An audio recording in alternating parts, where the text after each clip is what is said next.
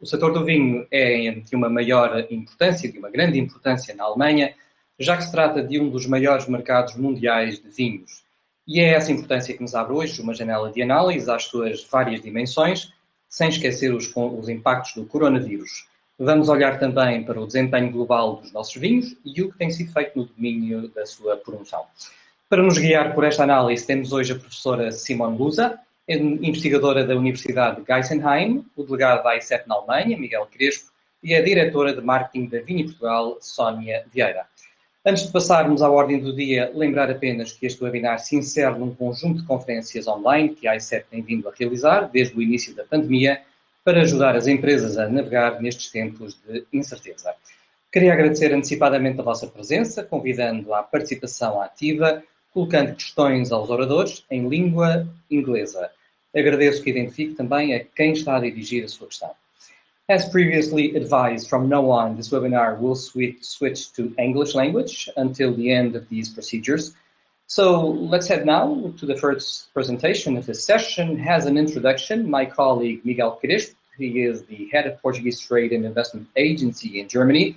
He will give us a brief on the importance of the German wine market as well as the underlying economics affecting this market. Miguel, welcome. The floor is now yours. Hello. Good morning. Good morning to you all. It's rather odd to speak to you in English in face of a Portuguese audience, but so that Professor Louze can also follow. We had our meeting adjourned. We were supposed to be together at Provine. I know many of you, and you certainly know my colleague, Matthias Meixner, who works with me, and he's our stalwart for the wine sector in Germany. These have been very intense, very strange 3 months. Here in Berlin, the activity didn't drop that much. We feel rather secure. Health issues have been quite well maneuvered. And the economy is showing signs of some recovery. At least you see throughout the period, people on the streets, bookstores were never closed, wine galleries neither too, but you have very different situation across Germany. I can also share with you that where I live in my block of apartments, we are about 120 tenants, and the glass container was not enough for the bottles of wine, and people were drinking better wines. But this is the situation we have lived in Berlin, not necessarily so elsewhere. So, as you know, the German market is a very sizable market. Depending on how you measure it, it's the fourth by volume, the sixth by value across the world, and this for a country which is a wine-producing country.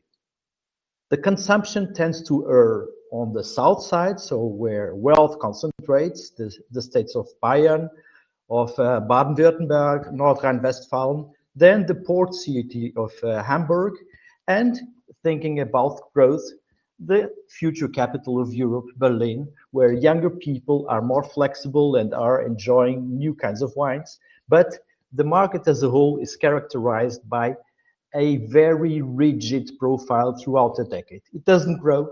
It doesn't grow in value. You have maximum 1% price growth.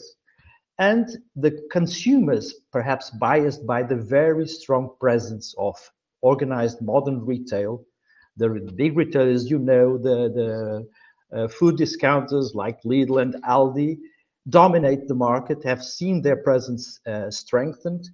And this is the paradigm of the situation in Germany. Portugal is a humble 9th place, stuck between Australia and New Zealand. We don't grow, we don't diminish. And yes, our market share in terms of value tends to be close to 2% thanks to port wine, 1.2 when we think of volumes. But this stability, this rigidity has changed completely in the course of the last 3 months. And let me try to... This is the situation pre-COVID. It's always difficult to come around data about distribution channels, but you see the dominance of the food retailers, and they've seen their market share increase. And you've also seen that finally online business, be it focused purely online, or wine galleries that have extended their activity into the online, they've also gained in the situation. And obviously, the beaten channel was HoReCa, of course, and specialized retail. Another relevant surge was witnessed in the direct purchase from producers. Remember that many people are still in home office, have moved to their villages or so, and on their way, they feel close and they buy from the producers. So there's a regionalization in process which should be taken into account. Well, because I'm the layman among experts, I will now distance myself, and I would like you to invite to follow the IFO indicator, which is the barometer for the economic sentiment in Europe, I would say. And this has taken a huge beating. It rock bottomed in April. It has recovered since for 2 months now. I've just had the statistics from the German Industrial Association with the outlook, which is rather grim.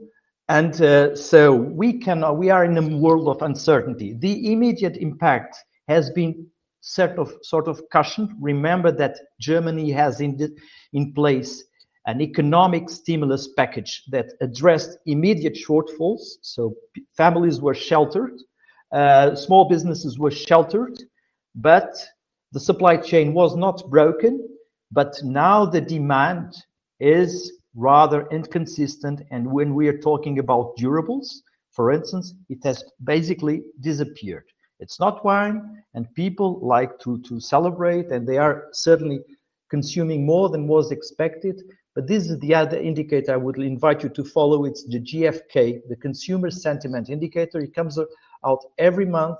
Trading Economics is an excellent platform for you to follow economic sentiment across the world. And for Germany, you have plenty of information.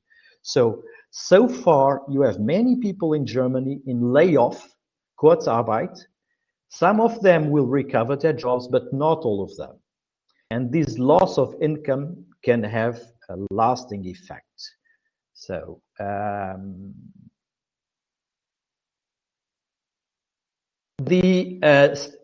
typically, economic forecasts have a divergence of less than 1 percentage point between forecasters. We are now in a world where the gap is enormous. We are certainly not talking anymore about a V-shaped recovery. You know that the consumers are typically 2/3 of the GDP growth. They account for 2/3 of the GDP. And I believe that food consumption, wine consumption, will move in Germany in tandem with this main driver, which is somehow different with the situation in Portugal. So internally in Germany, tourism is mostly national.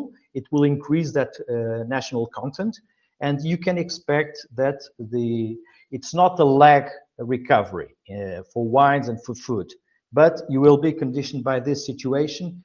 And I would not be surprised if the GDP for Germany this year is minus 7-8%, and it will not recover completely in 2021. IWSR for the world says that the total consumption of wines will only recover in 2024 from the levels pre-COVID of 2019. So this is a situation that we have to bear in mind for the future when we draw our conclusions. You know that wine engages many of us. ProWine is for the Portuguese economic activity. It's the gathering outside of Portugal that reunites more Portuguese economic agents, 400 or more. But the wine as a whole, which is very close to our heart, represents for Germany, for several reasons, less than 1 percentage point of our total exports. There are other food sectors that, because of scale, are growing more, such as horticultures and fruticultures. And this situation we should bear in mind. The profile of the size of our agents in comparison with the organization of the market in Germany. So far, with the latest data available, we have, including April, it's a rolling average of 12 months. we have behaved quite well. Well, losing 2.1% in volume, 13% in volume, and only 2.1% in value. But these are frail data, and the adjustment will follow in the upcoming months. So we are far, far, far away from a tool, a forecasting tool that I sometimes use from the World Trade Organization with the export potential, which estimates that Portugal's natural market in Germany would be 120 million US dollars, far above the 50 million US dollars that we have so far. So the situation for the immediate future is not as positive. As a layman, I question myself, I try to systematize these, don't call them sound bites, but things that we are at a tipping point, I would say, of a market which has been characterized by stability so far. As you know, this time around, there are no markets to diversify away. So Germany is aching, but you don't have UK to come to your rescue, or the United States. Besides, we are in between trade wars with China, the US, the Brexit in a few months. So there's no escape within markets. We have seen a change in profile. The markets cherish proximity because closer to our heart, on our way to our home, many reasons like that. So people will tend to buy national in Portugal, in Germany, in Italy. Then the logistics have overcome an immediate failure, but logistics will become more expensive, and Portugal has to a certain extent become more peripheral to the core of Europe. This is a shortcoming that we have to address into the future. Obviously, the world of wine is a very physical one. We celebrate. Wine is something that we do drink together, and we like to be face to face. So we have to undergo a very swift digital transformation. The CEO of Microsoft said that within 2 months, companies had accomplished what was expected to take 2 to 3 years. And your company too will need to do that if it hasn't done so yet. You have webinars to the trade, you have webinars to the end consumers. These are very wisely orchestrated mise-en-scènes that have to have the wine, the bottle in front of the consumer, in front of the taster. So all this requires some experience and perhaps a scale that you alone don't have, but think about getting together with others. Another shift that I think will be quite relevant, and remember, I'm a layman, so I'm allowed to say nonsense. Professor Loza will correct me. But until now, there is a clear partition between having your wines off-trade or on-trade. If you had them off-trade, they would never enter the wine list of a restaurant. But if that client of yours disappeared, you will be tempted to bring them to the on-trade, disputing the same shelf space as others. So if the situation gets prolonged for a long time, there will be a heavy competition. The average quality of the wines in the supermarkets will improve, but this clear partition between off and on-trade will disappear into the future. One thing that you have to also bear in mind thinking about coming to Germany is the Verpackungsgesetz. It is the obligation to comply with paying for the wrapping and the bottling, so the environmental disposal of the packaging. Into the future, yes, we will certainly not ditch the traditional approach of fairs, but will they resurrect to their former shape? I'm quite skeptical about that into 2021.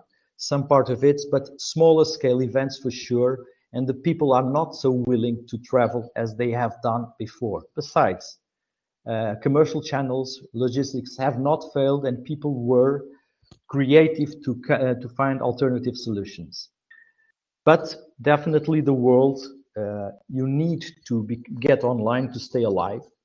And you have to improve your communication skills. Remember that you are face-to-face with bloggers, then they speak to you in Portuguese, or sorry, they speak to you in English, but their clients, their audience, not necessarily so. If it's an intimate approach, you need to speak German. You have to prepare all your information and convey it to a German audience. And so these challenges, you'll get the information, and besides, my colleague Matthias prepares to you every year a very thorough information on the German market, and you will get that PDF as well as all the reports by Professor Lose, which is valuable information for you to go deeper into. But to finalize, we too at AICEP, Matthias and I, we will keep on doing it the traditional way, which is to regularly release market reports to provide you with the target clients that you should approach. We'll also try to be present in every tasting activity that you organize. We will, in the meantime, also keep in contact with magazines, with journalists, with multipliers. We are doing our homework in approaching the larger retailers, making them aware of the potential of Portuguese wines. This is a soft diplomacy approach that should then try to open the doors to you for the larger retailers. At the same time, we try to be your eyes on the market, detecting white spots of opportunities, things that are changing. And well, it's sort of a dedicated consulting activity that Matthias predominantly every week, I think, is in contact with 2 or 3 companies. It may be sending some prepared information or discussing with them about the behavioral intelligence in communicating with the German market. In a nutshell, that's our commitment. Thank you for your time, and please now I give the floor to the keynote speakers that know about the matter. Thank you so much. Thank you, Michael, for bringing us the update on the heartbeat of the German economy and its impact on the German wine market. I would now like to introduce the head of marketing for Wines of Portugal. Some notes about our speaker. Sonia Vieira has a solid academic and business background in the wine industry. She has extensive experience in market development as well in developing educational wine programs. Sonia, thank you for joining us. Could you please give us the state-of-the-art of Portuguese wines in the world? Okay, good morning. On behalf of Vini Portugal, I would like to thank AICEP regarding the organization of this webinar. I would like also to welcome to all participants in this activity. My presentation will be focused on the evolution of the Portuguese exports worldwide and the behavior of the category in German markets, sharing recent data regarding the performance of our brand in current days. Also, we will share our main objectives to this market and what we are doing and what we will do until the end of the year regarding promotion. I would like to start sharing the importance that the wine business has in our economy. Let me just like this, okay? So we produce around 6.5 million hectoliters per year. 47% of what we produce we export in value, and we finished the 2019 with a total of exports around 8,020 million euros, which represents in our economy 1.5% of the total of the Portugal exports. And we are an important player as well in the worldwide wine business. As you can see, we have the 10 largest vineyard area. We are the 9th largest wine exporter and we are the 11th largest wine producers. So regarding our global market share, we have 2.5% of the total of the wine market. As you can see, since 2014, we had a little decrease regarding global market share, but we are stable since 2016 until end of 2019 with the 2.5%, so for 4 years now. We export, as I told you, 820 million euros, and what we can see in this slide is that still wine has a bigger weight regarding value. This increasing starts in 2011, and after 2016, this growing is more expressive, as you can see. Fortified wine, on the other hand, shows a flat curve in the last few years. When we speak about volume, the behavior is similar, but even more highlighted. We export 2.9 million hectoliters, and still wines are the main responsible of these growings. When we analyze still wine by style, we can see that certified wines, DOP is leader regarding performance, have 39% of the exports, and we can see also that EGP wines have been growing in a consistent way, which is a good sign regarding what the markets are looking for, wines with high quality. In volume, the scenario is not the same, but what we can see is that DOP and EGP are growing in a consistent way since 2010, and the style wine, the traditional table wine, is decreasing and losing space to the high quality wines, but is still the leader. As I said before, this is a good indicator that consumers are available to pay a little bit more to taste quality.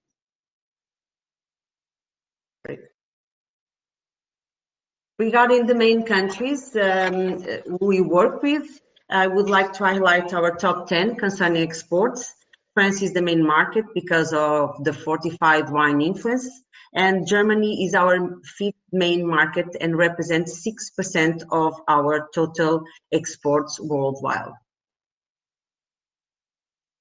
The German market worth 49 million euros in exports and show us since 2010 a consistent growing when compared with the volume that has more fluctuations, as you can see. Regarding average price, we closed 2019 with 2.09 euros per liter, but despite the low average price regarding our exports to Germany, when we compare the average price regarding sales, Portugal has the four best price in the market. So we need to remind that we are dealing with a price sensitive market. So having the 4 best price in this market is good news for Portuguese wines.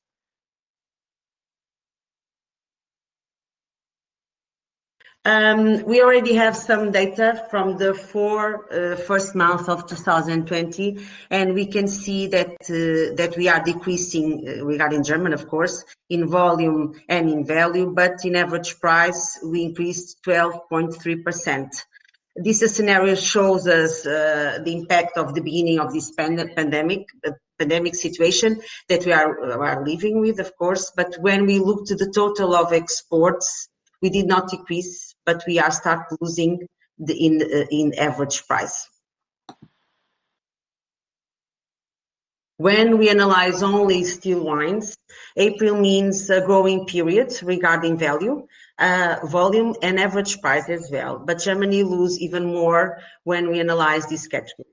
As you know, US and Canada are the main responsible of these roles. The monopolies regarding Canada are working well and doing orders to their stores. US are receiving wine as well, or at least until the end of April, some producers were able to send wines abroad. We are waiting for the data of May regarding May to evaluate better the evolution of this situation. Even in 2020, when we speak about German, DOP is still in a 3rd position, as you can see, but following the same trend, decreasing in value and in this case in average price as well. And EGP is growing but also losing price.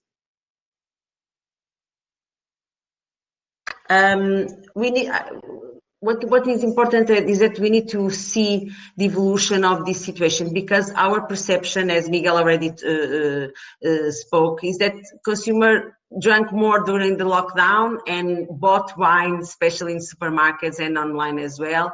But we need to wait to see more data in order to evaluate the impact of this. I believe that the data regarding May will give us a better overview about this situation. Regarding our strategy, I would like to share our main objectives to this market. And the objectives are, we are trying in the last few years, we are working with strength the value perception of the Portuguese wines among the trade, in consumers, especially importers, on trade and specialized retailers. We are focused in channels where we can see the increase of the average price. Reinforce Portuguese wine awareness among trade and consumers, and of course work closely with the key opinion leaders and influencers, because what our wines offer is the distinctiveness, the character of our wines that comes from our native varieties, from the diversity of the terroirs and regions that we have, and from our expertise in doing blends. And the trade recognized that differentiation. We didn't have ProWine this year, but last year in ProWine, this study made by the Geisenheim University that interviewed more than 1,700 wine experts for 46 countries, answered that until 2022, 23% of this sample of international wine buyers plan to expand their wine portfolio to new countries of origin, like Portugal, which ranks the first place together with South Africa on the most desired wine origin. So we need to continue to work in order to make sure that, especially in this time, that we will continue to stay in the buyer's mind when they want to increase their portfolio. Regarding the promotion in the country, as you know, we worked German for several years, but in this specific year, we need to readjust because ProWine, first of all, ProWine was postponed to 2021. We had an event in Munich that was scheduled for October, our own event, the Wines of Portugal Experience. And this event was more focused in consumers, so we decided to cancel, but we keep the Sommelier Summit organized by Meininger in November, and we will maintain, of course, all the education and training that we have planned with Geisenheim and Heidelberg, and we increase the content near the social media and work, and we maintain the efforts on the PR. By the way, I would like to, before I finish my presentation, I would like to announce to all the Portuguese producers that are in here today, that today we are launching, we launched like at 11 o'clock, our Wines of Portugal Academy online, that everyone can do and get a certification in the end. It is only in English, so please spread the word among your partners. This is a good tool to give better knowledge about our wines. Our wines all work with our brand.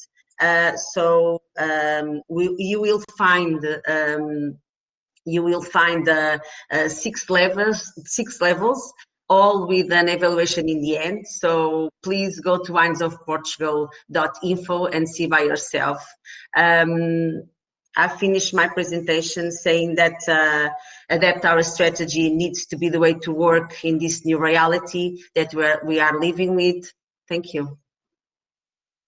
Thank you, Sonia. As you just showed us, data doesn't lie. Coronavirus is being very harsh to all sorts of businesses, namely wine, a topic that we will cover with our next guest, Professor Simon Luze.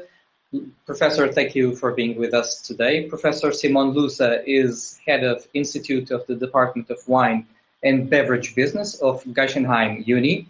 She has extensive research and knowledge in this field of studies. Professor, economies around the world are now in distress. Germany is no different.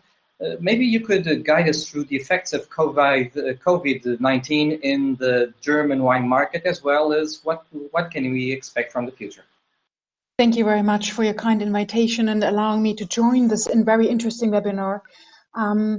I was asked to maybe first give some information about the German wine sector, but I saw that Mr. Crespo and Mrs. Vieira already gave very detailed information. So I would only like to first give, a big, some kind of outline of, where Portugal is positioned within the German wine sector. Germany, yes, it's a big wine market. We drink about 20 million hectoliters of wine, of which about 14 are imported. Some of this is re-exported again. But yes, it's a very interesting import market. But we have to know that out of those imports, there are 3 dominant players that are representing about 3/4 of the imports. And that's France, Spain, and Italy. Italy is number 1 regarding volume, and France is number 1 regarding value. And if you look in these countries, well, they're at the moment in a very difficult shape because actually they are very much export oriented, and most of their export markets are more or less in distress, or like the American market have tariffs that basically hit them already in November. So we know that there's a lot of volume sitting in this market and trying to go somewhere where it's drunk. The European Union allowed them to distill part of it to have free space for the new harvest. But we should remember that there's a lot of pressure coming on all markets in the world for the volume not drunk over the last weeks to go somewhere. And in this regard, you already mentioned that Portugal is not an extremely large player in Germany, being honest. So I just looked at the data we have here in Germany on our import statistics, and there it's the market number 9. Portugal was about 1.8% of value and 1.2% of the volume that goes into Germany. So it's rather a smaller player or a niche market. And as you already mentioned, while you are mainly listed in some specialty wine retail, which is again interested in case they want to enlarge their portfolio to also list Portuguese wine because it's very interesting. But I think since our Pro Wine survey we conducted last year, the world changed quite a bit, I must admit. So this is just to give you a kind of an outline. I will also later on move towards the question that unfortunately the Germans, they love their cars, they love their houses, but they don't spend that much on food. And that also means we have some of the lowest average prices in the world. Well, I already mentioned that the big export nations were hit. We are actually conducting a business survey once a quarter in Germany. This is possible because in Geisenheim we are educating a lot of the German winemakers and the German wine business leaders. So there is quite some trust to engage them into telling us, well, how was your last quarter and how will things move on in the future? The results I will show you today are from our survey we conducted just after Easter in April. And right today, we sent out the survey for the last quarter. I will give Vinhos de Portugal the link for you to access the report, which we will publish in around 16th of July. So you have the new information, what our German producers tell us about the markets. Well, what happened basically is in March, we had a lockdown. That meant people stayed at home and several channels were not available to them. So basically HoReCa was lost and export losses were very strong because all around the world, everyone said, okay, no, well, I made an order, but well, at the moment I don't need the wine. Please keep it where it is. I don't want it right now.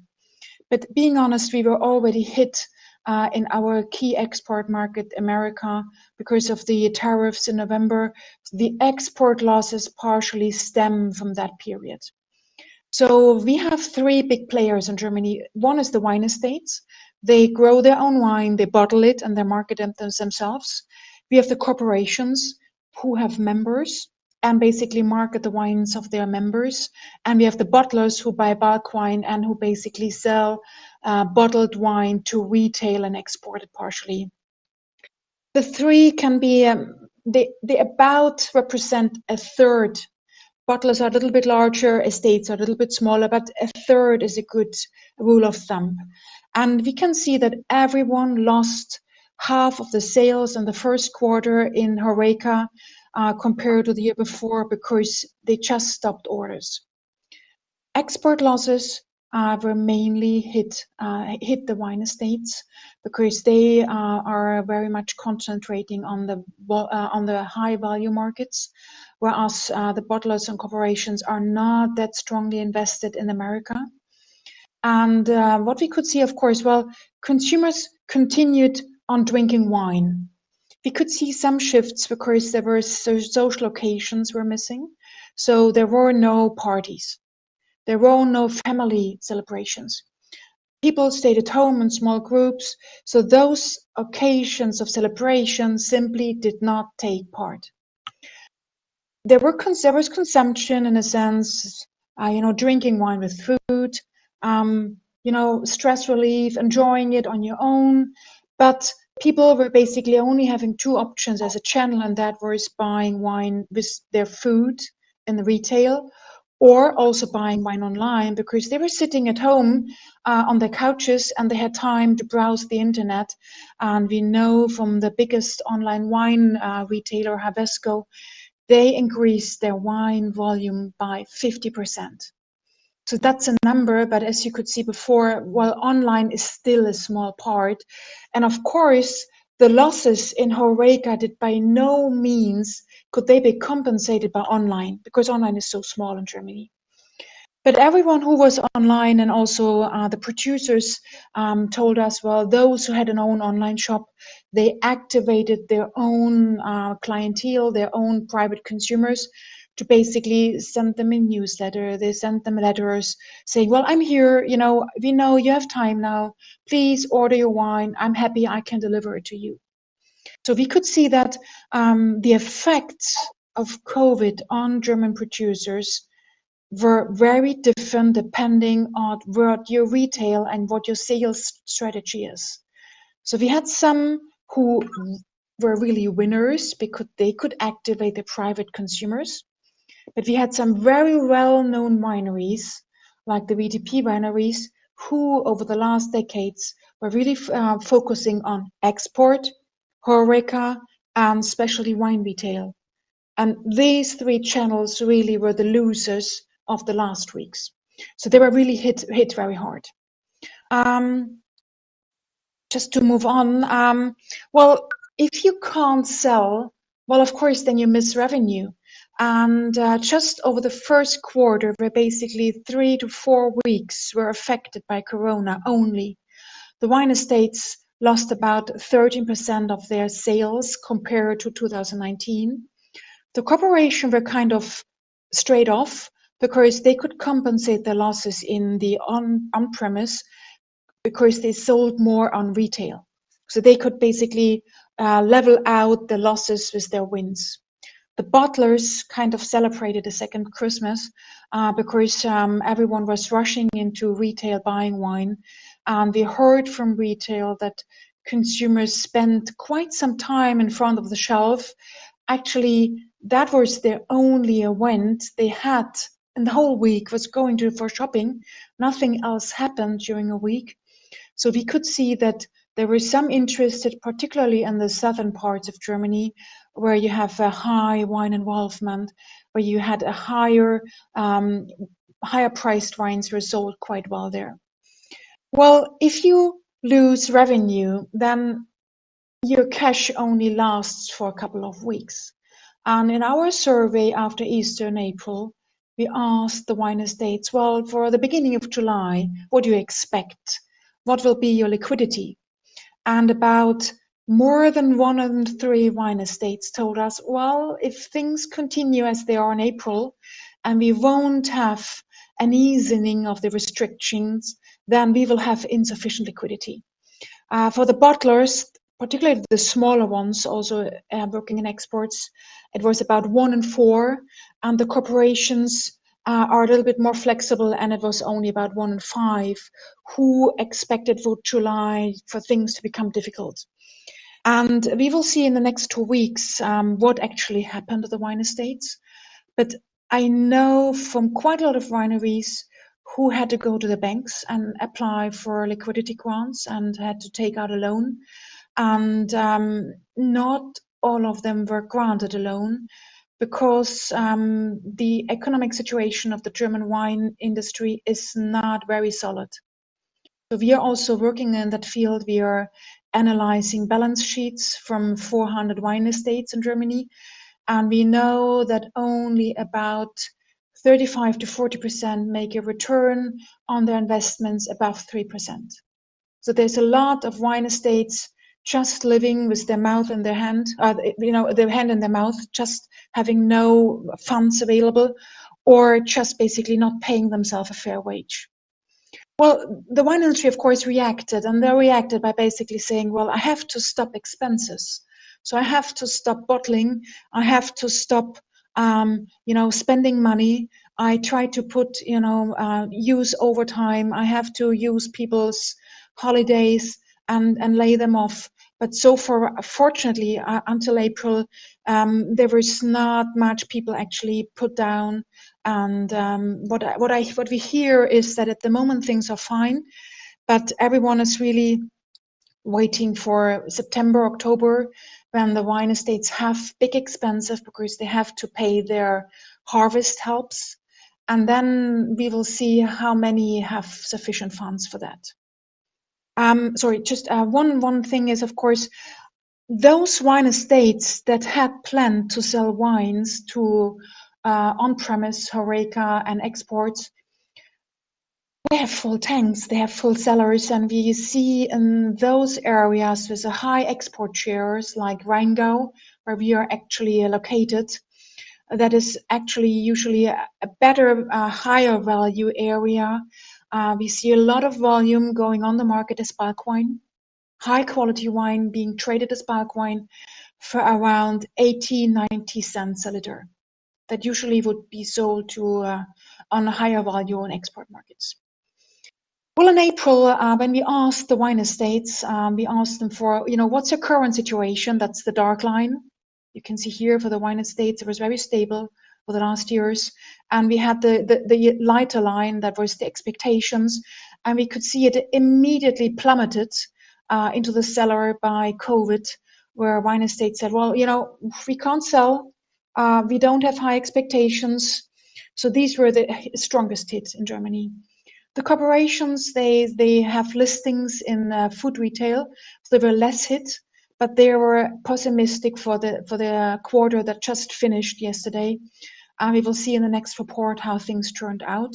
And of course, the bottlers we can see here, they were run by surprise. They could buy available bulk wine and just deliver it to the retail and sell it. And they had a very good time, being very honest. We also asked our producers, what do you expect for the month and weeks to come? And of course, it's very important. What do you expect COVID to affect the wine trade? And to understand this is you have to know that the specialty wine retail in Germany is very fragmented. We talk about maybe 2,000 businesses. Some large ones like Havesco or Jack's Wine Depot, they are organized in big chains. But we have a lot of single or just 2 outlet enterprises that are family-based. And we know that their economic situation is not very solid because they have been really pressured by food retail who started to sell higher value wines. And Germans just became very lazy, buying everything in one stop, also buying a lot of wine in food retail. So we know if there's an economic crisis and you're not very stable, you don't have a lot of buffer, well, we expect some companies to go out of the market. That's very clear. So we expect by the end of the year, there will be less fine wine retailers in Germany. We also know that there are some wine estates in Germany already telling us, well, our important and high value chains, they are at risk, though we have to help them. And we know from some wine estates who basically tell us, well, we have to be more flexible. We will basically be able to deliver them in smaller quantities. We might be able to ship them and sell them wines without prices for delivery, and just help them to overcome the crisis. We also asked them, well, to every crisis, that is the seed for a new start. And we asked them, do you expect that there will be new innovative concepts? But we've seen over the last years that food retail was a big winner. And if there will be innovative concepts, they might be in combination with events and with, gastronomy in HoReCa. We also asked them, well, what do you believe, what will happen to the future of fine wine trade? What do you expect for premium wines? And we heard from our producers that they tell us, well, over the last weeks, German consumers got used to buy premium wine in food stores because they were seeking for them and they were available. And B, they got used to buy wine online. And so that's where they expect premium wine to also generate more sales over the years to come. We also expect that online will stick. Now fine wine stores opened again. You still have to wear masks to go shopping. And being honest, that's not a very pleasurable endeavor to go buying and strolling around wearing a mask. So we still hear from online wine retail that they operate at much higher levels. They have more sales, although we have openings continuing.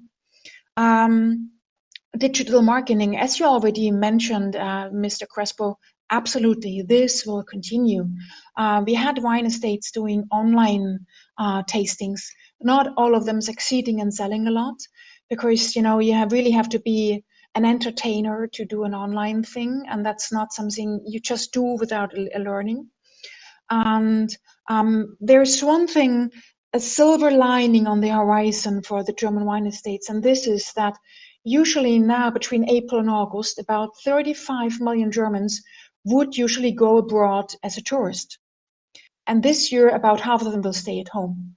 So they might go tourism in Germany, and the German wine estates hope that some of them will pass by a winery and maybe buy German wine. And already now food retail prepares for some promotions and some offerings, putting German wine more in the limelight of the German consumer.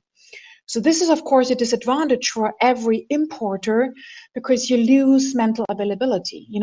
If you have a German tourist coming to Portugal, visiting wonderful Lisboa, visiting Porto, visiting the southern region, well, of course, they come home having wonderful memories of Portugal. This year, I'm afraid there will be less of these memories. So this will be not in favor of imported wines. Well, the recession, yes. So far, we've lived in a buffer, in a pink cloud, being really honest. But we have to be aware that the economy will suffer, and we already hear every day, well, Airbus will lay off people. The airport is not working real anymore. So step by step, people will be unemployed. We are not in a V shape, we are in a U shape. I don't know how long we are at the bottom. I really have no idea. I remember very well from my own youth. I grew up in East Germany, and the reunification that had a very strong effect on the whole structure of Germany. And I myself expect something similar to happen right now, that this will have a strong restructure of the German economy. And of course, if people have less money in their pocket, they will spend less, and they will spend less on premium wine. And everyone now already expects that the private retail labels will be a big winner, because people will continue to buy wine, but they will buy less value wine. Well, food retail and online, from my perspective, they will continue to sell more compared to before Corona over the next weeks and even years maybe. And what we hear from food retail is that they've been trying to motivate very well-known German wine estates to be listed in their shelves. You know, I've been trying to ringing them on the phone for years. Well, please, I want your name on my shelf. Can I list your wines? And so far the wine estate said no. I want to have clear channels. I want to be on export. I want to be on premise, but I don't want to be in food retail. This changed totally, because they have the pressure to sell the volumes they have in their cellars. So what I hear from food retail is they have the time of their life, basically telling me, well, you know what, who I got on the phone today? They want to have their wines listed in my food store. You know, now the big names go to food retail. Well, what does this mean? Will food retail have more shelf meters? No, they won't. So that will basically mean the competition in food retail will increase. And I spoke to people basically telling me, well, what does it mean for me? I'm a medium known cooperative.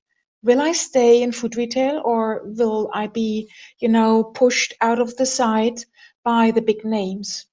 So the competition in food retail will clearly increase, but wine will not increase as a category within food retail. It's just we are flat. Our volume decreases very slightly. The young people drink less. We have immigration from countries not drinking wine. So there will not be a higher wine volume sold in Germany over the next years. Well, HoReCa, gastronomy, it's a big miracle how many will survive, because again, this was not a very economically sound industry before. They had big problems actually hiring people, willing to work for low wages at nighttime, at hours no one else wanted to work, not very family friendly. And what we hear at the moment is they tell us, well, we are open, we have the same cost, but we have half revenue. So that basically means at the moment they're making losses at the moment, and some expect in the next weeks we'll see some go out of business. It's not clear how many, and it will be regionally different. So I expect this to be less a problem maybe in Berlin, but in the smaller areas, I think we will see a clearing of the market. Well, German food culture, unfortunately, that's not a topic I'm extremely proud of. I lived in many countries, and I must say it's correct that the Germans have the most expensive kitchen equipment. They have the most expensive kitchen furniture, but actually we cook the cheapest food in those kitchens. So we have the lowest food prices in Germany, and we have extreme competition. People driving Porsches, but buying their food in Aldi. That's normal in Germany. I don't know what's wrong with us Germans, but I'm afraid it's in our genes, it's in our brains, and it won't go away. The crisis will make this harder again, because we realized with the low interest rates, well, we should live today, we shouldn't live in 20 years.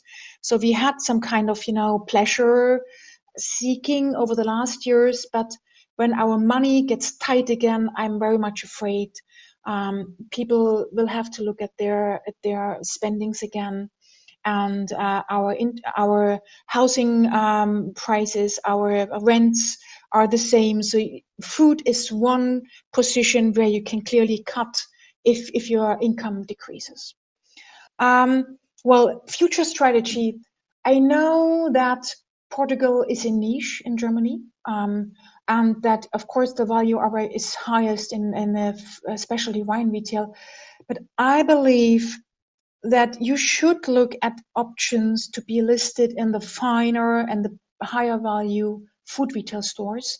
These are mainly independent food retail stores like Hibor or others in Ithaca and Rewe. But I don't say that this is easy, not at all, because actually that's what everyone at the moment tries to do. So you're jumping on a full wagon. Everyone tries to be in these markets at the moment.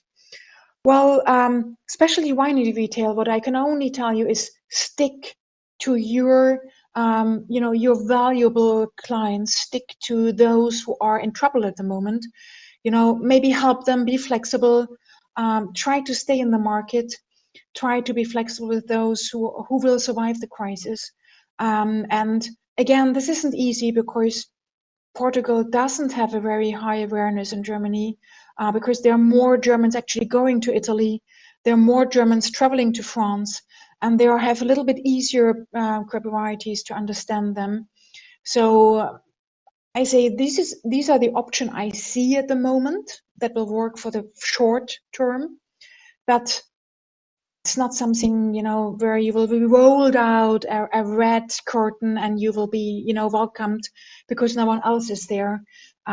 It's tough at the moment in the world to sell wine. So that's online wine sales. Yes, you already mentioned that, Mr. Crespo. This will stay. But again, please keep in mind these guys want high margins. So I just had a board meeting this morning with a winery that sells in Havesco, and they tell me, the average price is €8 a bottle. And during the crisis, they sold 50% more at prices below €8, but nothing in prices at 15 or not more in the high-priced wines. So as a wine estate, to sell at a retail price of €8, your own return, your own revenue is actually €2.70. So this gives you an idea about the revenue or about the margin. And the margin for those wine online stores is very high because it's a very, very tight market. It's transparent pricing. They have very strong competition. They do price discounts.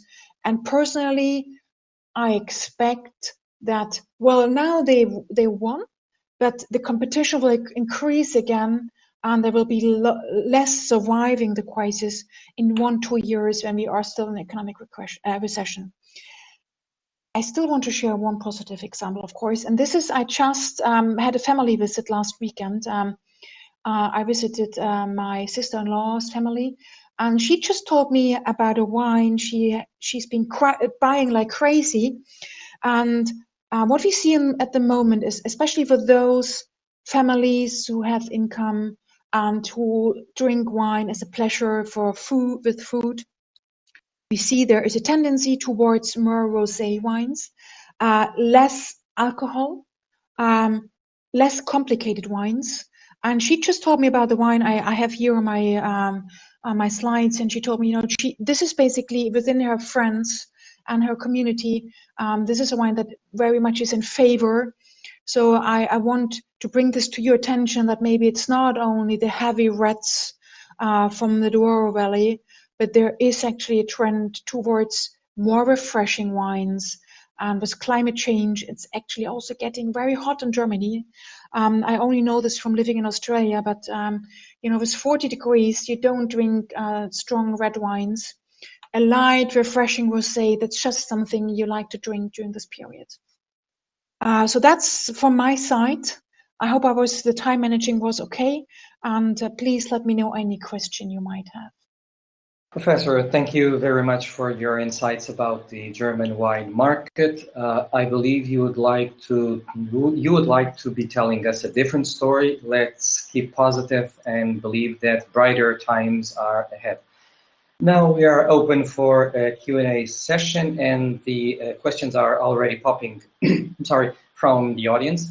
Ines Pinto has, in fact, 3 questions in a row. The first one is about ProWine. A question for Professor Simone. How would you see ProWine happening in 2021, given the restrictions on clusters of people that we saw? She continues asking, how will a fair with around 60,000 visitors be held? And finally, any recommendations for brand promotion? How to keep the Portugal brand with consumers without attending physical events?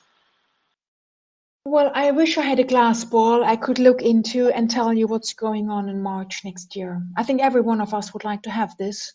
And I know that ProWine was hit very hard.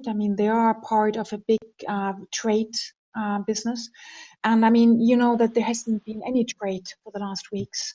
And I know that they're looking for innovative concepts, but at the same time, I think they hope that maybe there is immunization, there is a possibility that people can meet again. We have very close contacts to ProWine, and I know that many of them have been on short work. So they have not been working actually, but being partially paid. And I have a phone call next week with them because we wanted to do the new ProWine survey like we did the last years, but so far it looks like everything is cancelled because also they have to look on money. They kind of miss 1 year of revenue, which all is a big thing to digest. So I hope that they have innovative concepts. I believe that by March, everyone got used to behave in a way keeping distance, but I think everyone knows if we still have to keep distance, it will not be the same ProWine as we know it. Mm-hmm. Professor, and how do you believe this COVID-19 will affect the way the promotion is normally done? What other ways of promotion do you see coming up? Well, of course, everyone talks about online, but I believe also that people working if you tell me about online meetings and online conferences, most people I know are kind of getting sick and tired of it. I think we are kind of looking forward to meet people again. We look forward to sitting next to each other on a normal distance, but speaking to people, exchanging in a normal way. So I believe just telling people do everything online, there's a limit to it. And I believe also there's a limit in trying to substitute the normal communication, the normal branding through only online communication, because I believe at the moment it's not very effective. I'm actually trying to stay away a little bit from my computer as much as I can.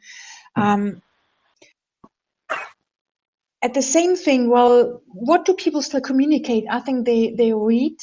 So trying to stay engaged with the press, trying to be engaged with multipliers, and trying to really try to stay engaged with your retailers, your specialty retailers.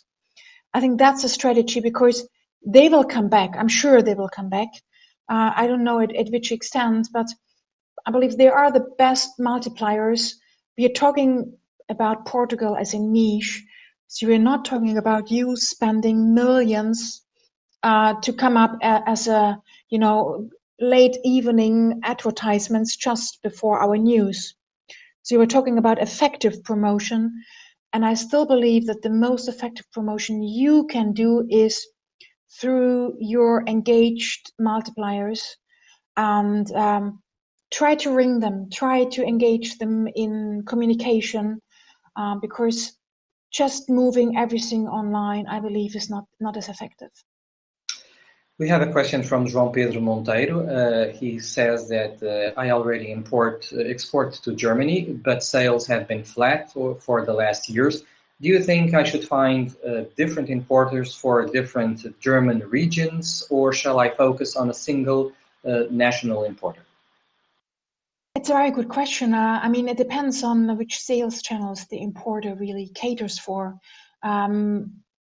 What we have in Germany is, as already Mr. Crespo told, we have a fragmentation in the most important wine regions. And I must tell you, Munich is lost to Italy. Munich is the most, it's northern Italian city.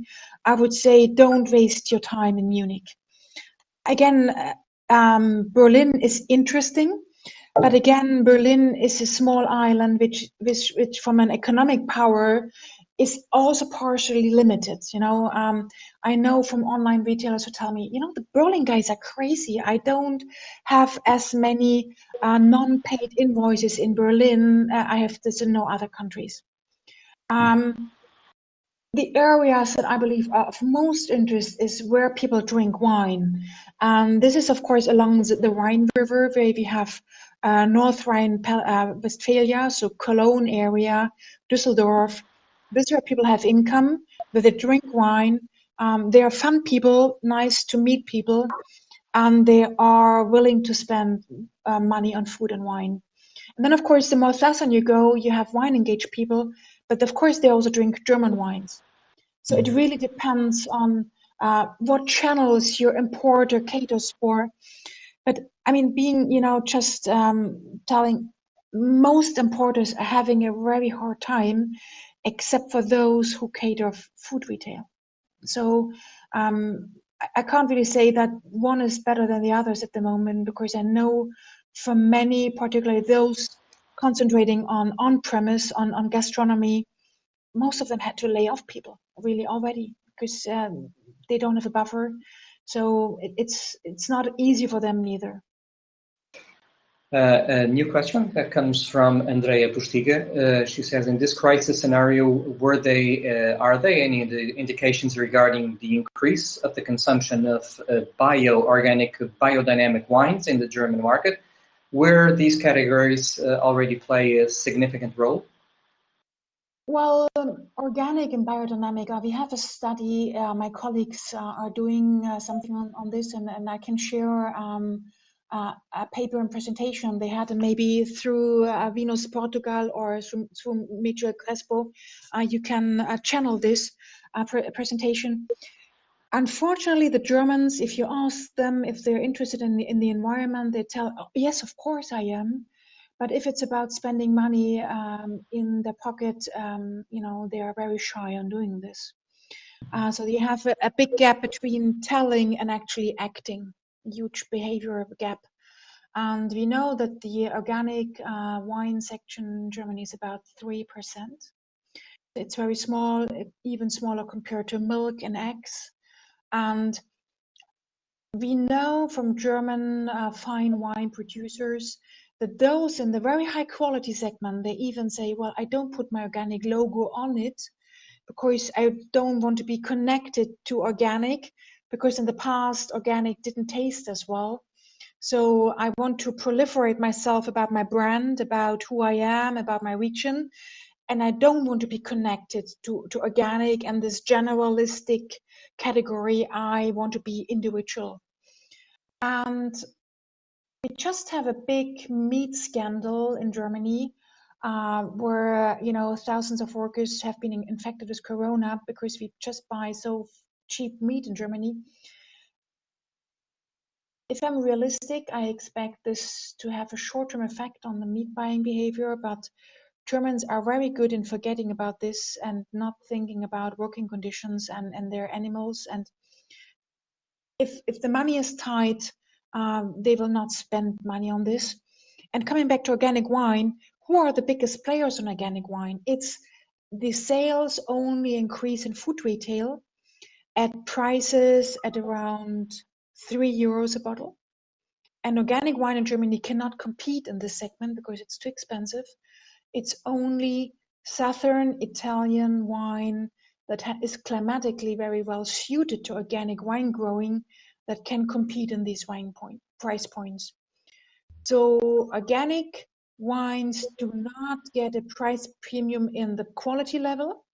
They only get a small price premium in food retail, but there the average price is very low.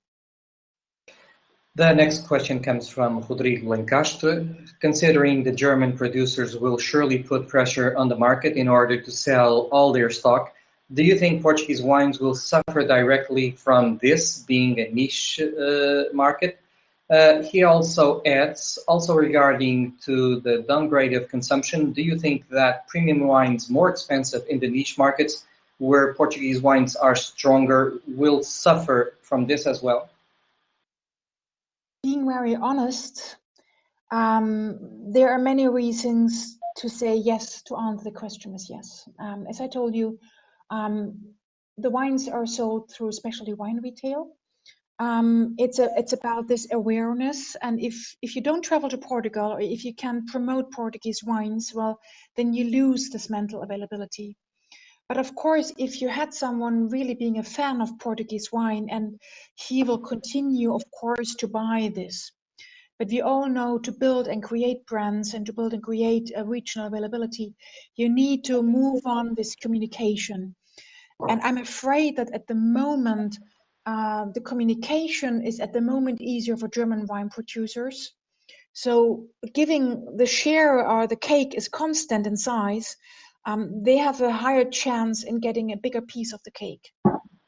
But this is true for many importers, and it's more so true for niche importers. Being very honest, it would be a lie to tell you the opposite. Ruben Honrado brings us a question about shipping and artisanal wines. Are German consumers ready to cover for shipping, or is that a hurdle to sell more? Are Germans into natural artisan wines? Some are, of course, some are. We have a niche category, you know. We think we have about 20% of wine-involved consumers, and we have of those maybe 5% who really are willing to spend a lot on wine because they are extremely highly involved and who don't face economic limitations. But we also know from a study we've done for online retailers, if there's one thing that is most important to buying wine online, then it is, I don't want to pay shipping costs. So this is the hurdle for people. If my recommendation is, and this is what many do, try to hide your shipping costs and price them into the prices of your wine, but don't actually have them extra, because for those being medium engaged, it will be a barrier to buy your wine. Mm-hmm. Professor, during the Spanish flu and the global financial crisis, wines had a nosedive of about 30 to 25%.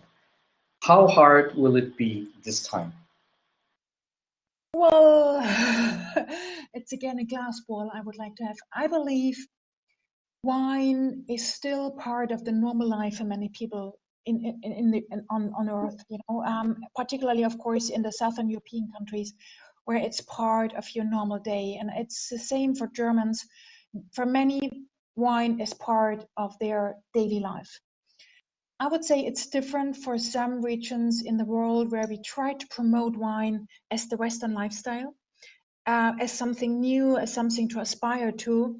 And I think for them, it's very easy to say, well, at the moment, it's hard to live, and I really get rid of the luxury, so I don't drink wine at the moment. But wine isn't an extremely expensive product compared to many other products like, you know, luxury handbags or whatever. I can't imagine that the volume will decrease by this. No way. I believe people will still drink wine, but I believe if the pockets get smaller, they can spend less. And I also believe that this kind of luxury wine buying, you know, what we've seen in some areas in China, you know, it doesn't matter how many thousands of euros a wine costs. This will be decreasing most at the moment. And if you look to Champagne, they are hit hard at the moment. You know, they already look at sizable decrease of their sales. So I believe the luxury wine segment will be hit hard, but not the middle and the low wine. Ruben Honrado comes again with a second question. Do you think we could target final consumers in Germany through channels like Google or Facebook ads? Would a German consumer buy a case of wines from Portugal directly from the producer website? It's a very good question, and I know I'm part of the European Wine Market Observatory, that this is exactly a question the Southern European countries have, because they say, well, if my channels to market are closed, why can't I go directly online? But I can tell you that at the moment, there are already hundreds of online shops in Germany available to a normal German consumer, and they're all fighting for attention and for awareness. And of course, many of them do this very proficiently. They have address spaces. They know how to target the German consumers when, with which advertisement, which Google AdWords. And we know from our own calculations, and this is what I teach my students, how expensive Google AdWords is. Mm-hmm. You know, bidding on selling wine in Germany can be between 50 cents a hit and more than €1. and you need to sell about 100 to 200 euros of basket size to just cover the online marketing expenses. So this isn't something you have, this isn't something you cover costs the first time. What the German online retailers do is they try to get the addresses and they bet on long time and they bet on people buying again. We also know from analyzing online sales data in Germany is that the average number a German buys wine online in one store is once a year. The average. Yeah. So the long-term betting isn't very long. Professor, we are about to wrap up this webinar, but before we go, I would like to leave you with a positive question, and that is, if you still believe that the forecast that Portugal is the second country with more potential in Germany in regards to wine. The question we asked is, if you want to enlarge your portfolio, would you like to take Portugal on it? This was the question. And I still believe that there is Germans' desire to try out something new, to try out new wines, particularly when we recover. We know if people are in the crisis and if they are unsecure, what do? They take the known, they take the secure, they take the common thing, So one reason for people buying German wine is, well, I'm in crisis mode, I want to stay safe, so I know I take the common. If things recover and the people become more adventurous, this will be the time for Portugal to take on and to be again on the list of exciting and adventurous designations. But of course, at the moment, the second teardrop in this message is, of course, well, if you are short in cash as a retailer, do you enlarge your portfolio at the moment, or do you try to sell what you have? So I believe in the short term, their motivation and desire to enlarge their portfolio is a bit limited. But I hope this changes again. And we know very well that there are waves, there are the interest changes, and people will be seeking differences again, and they will be seeking Portuguese wines again. Professor, just 2 more minutes to 2 final questions that just came in. One from Real dos Matos. He says we produce spirited drinks and sometimes we use wine channels to enter markets through partnerships. Is the German market open to spirits such as gin despite the contingencies? And could off-trade be a good starting point for entering in this market? And then the final question, this is a final question from Luis Fernandes. How do you see Amazon as a player in Germany? Do you see more customers buying more wine through Amazon? Well, let me start with the last question first, Amazon. We know that Amazon caters for younger people who in Germany drink less wine and spend less on wine. We know this very well. And the biggest wine players on Amazon are clearly the big bottlers who are selling basically 6-packs or packages of wine. 6 bottles of wine, 22 euros. 6 bottles of wine, 18 euros. So this is a very low-priced channel. And I know from many higher-priced wine retailers who try to get away from Amazon because it's not profitable to them. The margins are too low because Amazon takes part of the margin, and because Amazon is so badly organized and so it's not a nice platform, not an emotional platform to sell wine. So if you want to position yourself online in Germany, my personal recommendation would be to look for a partnership for the dedicated wine online sales channels like the ones you showed on your screen. I don't want to just name one name, but I think these are better partnerships to target those interested in wine at middle and higher price points. You won't cover your cost at Amazon. The last one, spirits. Well, we know that spirits in general in Germany decrease, the general volume, but gin and other niches have had very high attentions in specialty off-premise bars, scene gastronomy, and so on. Celebrations, being different, trying out something new. Unfortunately, these things don't really happen at the moment. So I believe that if you know, partying, clubs opening again, who knows when this will be, this is that absolutely a channel to go for in Germany, and absolutely the on-premise up to COVID has been a very interesting channel to do so. And spirits, I know from importers like Schlumberger, they told me we rather work in trying to get and establish a good brand of spirit in Germany, high value brand. It's much easier for us because we have the margins, and they can we can make long-term plans.